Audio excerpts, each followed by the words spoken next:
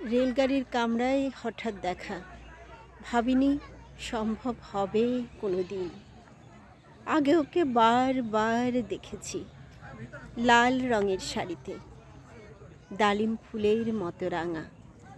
আজ পরেছে কালো রেশমের কাপড়, আঁচল তুলেছে মাথায়।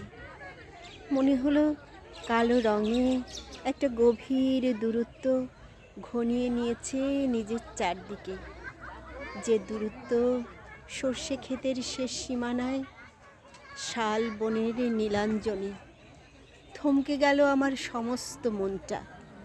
চেনা লোককে দেখলেম অচেনার গাম্ভীর্যে।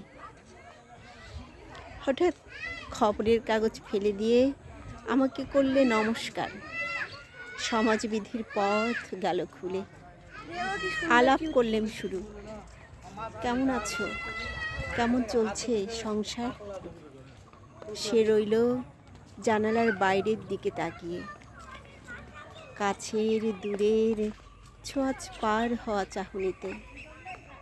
দিলে ছোট্ট দুটো একটা জবাব, কোনোটা বা দিলেই না।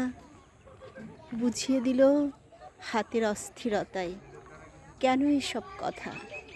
এর চেয়ে অনেক ভালো চুপ করে থাকা।